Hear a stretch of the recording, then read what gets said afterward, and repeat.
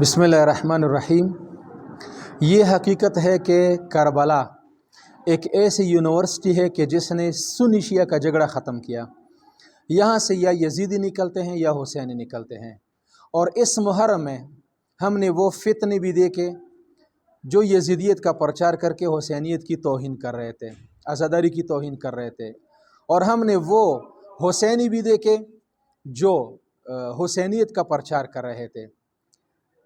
شیعہ تو چھوڑیں، ہم نے اہل سنت میں وہ حسینی اہل سنت دیکھے جو سبیلیں لگا رہے تھے، پیغمبر کو تعزیت دے رہے تھے، اہل بیت کے غم میں مغموم تھے، اہل بیت کے سوگ میں سوگوار تھے۔ ایسے اہل سنت بالخصوص علماء، ہم یہاں سے ان کے ہاتھ چومتے ہیں، وہ پیغمبر کے آل کے نوکر ہیں، ہم ان اہل سنت کے نوکر ہیں، ہم دل سے ان کا شکریہ ادا کرتے ہیں۔